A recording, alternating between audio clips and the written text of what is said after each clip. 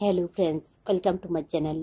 আজকে আমি ঝিঙ্গে দিয়ে ছোলা ডালের তরকারি রান্না করব। নিরামিষ দিনে যদি এইভাবে ঝিঙ্গে দিয়ে ছোলার ডাল রান্না করে নেওয়া হয় তাহলে ভাত রুটি দুইটার সঙ্গে কিন্তু ভালো লাগবে।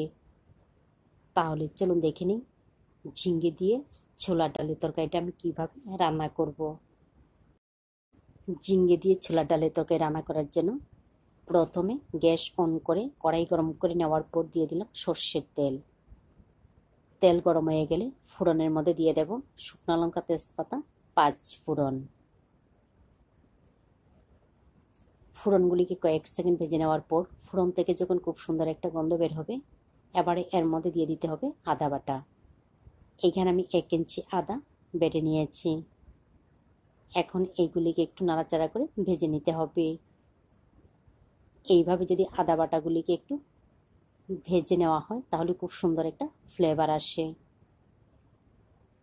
আদা বাটা দেওয়ার পর কয়েক সেকেন্ড ভেজে নিয়ে এবারে এর মধ্যে দিয়ে দিতে হবে পাতলা পাতলা করে কেটে নেওয়া 400 গ্রাম ঝিঙ্গে।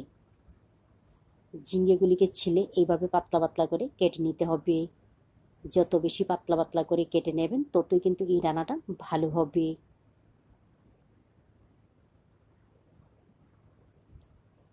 ফোড়নের সঙ্গে ঝিঙ্গেগুলিকে হালকা একটু মিশিয়ে নেওয়ার পর এবারে এর মধ্যে দিয়ে দেব কাঁচা লঙ্কা বাটা।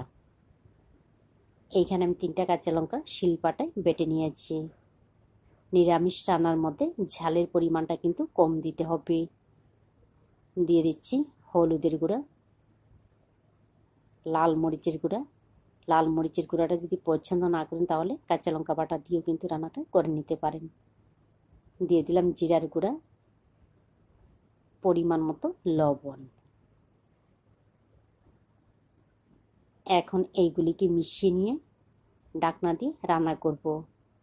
তবে এই সময়ের মধ্যে জল ব্যবহার করতে হবে না, ঝিঙ্গে থেকে কিন্তু অনেকটা জল বের হবে। তো প্রায় 20 মিনিটের মতো ঢাকনা দিয়ে রান্না করে নেওয়ার পর দেখুন ঝিঙ্গে মজে অনেকটাই কিন্তু কমে গেছে, আর ঝিঙ্গে থেকে যে জল বের হয়েছে জলটাও কিন্তু অনেকটাই শুকিয়ে গেছে। এবারে এই সময়ের মধ্যে দিয়ে দেব সিদ্ধ করে নেওয়া ছোলার ডাল।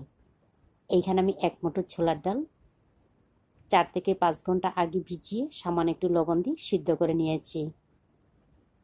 এখন এইগুলিকে অর্ধেক অংশ এইভাবে একটু ভেঙে দিতে হবে। ডালগুলিকে এইভাবে অর্ধেক অংশ ভেঙে দিলে তরকারিটা মাখো মাখো ভাব হবে, ভালো লাগবে। ঝিঙ্গের সঙ্গে এইগুলিকে আবার একটু কষিয়ে নিতে হবে।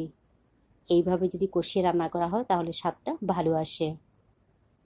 তো প্রায় 1 থেকে 1.5 মিনিট এগুলিকে আবারও কষিয়ে নেওয়ার পর দিয়ে দেব সিদ্ধ করে নেওয়া ডালের জল। জলের পরিমাণটা কিন্তু একদম কম দিতে হবে। সিদ্ধ হওয়ার জন্য আমি 1/2 কাপের মতো ব্যবহার করলাম। রান্না করে নেওয়ার পর কিন্তু ঝোলটা অনেকটাই শুকিয়ে যাবে। এই রান্নাটা যত বেশি শুকনো শুকনো করে রান্না করবেন ততই কিন্তু ভালো লাগবে। এরপর অন্যদিকে একটা তরকা প্যান গরম করে নিয়ে এর মধ্যে দিয়ে দিলাম 1 চা চামচ ঘি। ঘিটা যখন ভালোভাবে গরম হয়ে যাবে তখন গ্যাসটা বন্ধ করে দিয়ে এর মধ্যে দিয়ে দিতে হবে ভাজা মশলা। এইখানে আমি এলাচ, শুকনো লঙ্কা, মিষ্টি জিরা বা মৌরি, আস্ত জিরা শুকনো খোলায় টেলে গুঁড়া করে নিয়েছি, তার থেকে আমি 1/2 চা চামচ দিয়ে দিলাম। দিয়ে দিচ্ছি সামান্য একটু হলুদের গুঁড়া, মরিচের গুঁড়া। এইভাবে দিলে কালারটা সুন্দর আসে। তো এইগুলিকে নাড়াচাড়া করে মিশিয়ে নিয়ে তরকারির মধ্যে দিয়ে দেব। আমি আবারও বলছি এই রান্নাটা ঝোল থাকলে ভালো লাগবে না, যত বেশি শুকনো শুকনো রান্না করবেন ততই কিন্তু ভালো লাগবে। দিয়ে দেব 1/2 চা চামচের মতো চিনি। এই রান্নাটা হালকা একটু মিষ্টি মিষ্টি ভাব থাকবে।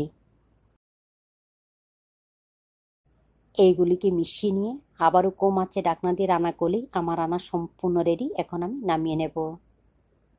এইভাবে ঝিঙ্গে দিয়ে ছোলার ডাল রান্না করে ভাত রুটি দুইটার সঙ্গে খেয়ে দেখবেন ভালো লাগে। ভালো লাগলে অবশ্যই লাইক, শেয়ার এবং সাবস্ক্রাইব করবেন।